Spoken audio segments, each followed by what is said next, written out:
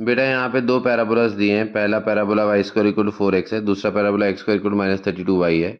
एक common tangent की equation दी है x plus B Y plus C equal 0, और हमें एक एक्सप्रेशन की वैल्यू बतानी है, sine inverse sine one sine inverse sine B plus sine inverse sine C का मॉड। तो सबसे पहले बेटा इसमें 4a इक्वल टू 4 किया तो a का वैल्यू 1 मिल गया। फिर स्लोप फॉर्म में टेंजेंट का इक्वेशन लिखा, तो y equal mx plus a by m होता है, मतलब y equal mx plus 1 by m।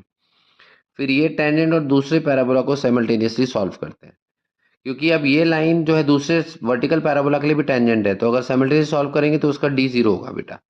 तो इसके y की जगह mx प्लस 1 बाय m लिखा, क्वाड्रेटिक बनाई, उसका डिस्क्रिमिनेंट 0 कर दिया, तो वहां से m क्यूब का वैल्यू 1/8 आता है, मतलब स्लोप हाफ आ गया। अब स्लोप हाफ आ गया तो यहाँ m की जगह हाफ रखा, तो y equal to half x plus 2 हो गया। 2 से मल्टीप्लाई किया, रीअरेंज किया तो x माइनस 2y प्लस 4, 2 से मल्टीप्लाई कर दिया ना, तो 2y equal to x plus 4 हो जाएगा, x माइनस 2y प्लस 4। अब इससे कंपेयर किया तो b का वैल्यू -2 आया, c का वैल्यू 4 आया।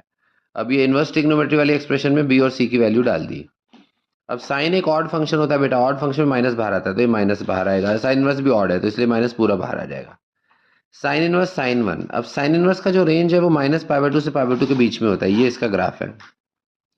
तो इसका मतलब यहाँ जो 1 है वो -π/2 से π/2 के बीच में है, तो ये सीधे साइन इनवर्स साइन कैंसिल होगा, मतलब 1 बन जाएगा। अच्छा, इन दोनों की वैल्यू कैसे निकालनी है, तो उसका ग्राफ से स्टडी होता है। -π/2 से π/2 के बीच में y इक्वल एक्स लाइन का ग्राफ है, फिर π/2 से 3π/2 के बीच में ऐसे है, फिर 3π/2 से आगे है। तो 2 और 4 दोनों इस लाइन के इसमें पड़ते हैं, पाई से थोड़ा आगे है 4 और 2 पाई से थोड़ा पहले है। तो हम इस लाइन का इक्वेशन निकाल के सॉल्व कर सकते हैं। ये स्लोप, इसका स्लोप नेगेटिव है, और ये वाई एक्सिस को ऊपर पाई पे कट करेगी, मतलब इस लाइन का इक्वेशन पाई माइनस एक्स हुआ, y is equal to pi minus x बराबर।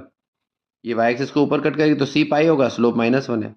तो एक बार 2 पुट कर दो इसमें, 2 पुट किया तो पाई -2 आ गया, और अगर 4 पुट किया तो पाई-4 आ गया। तो इसकी वैल्यू पाई-2, इसकी वैल्यू पाई-4। फिर उसको सॉल्व करते हैं, मॉड के अंदर -1 बनता है, -1 का मॉड बेटा बना जाता है, तो फाइनल आंसर 1 हो गया। ओके।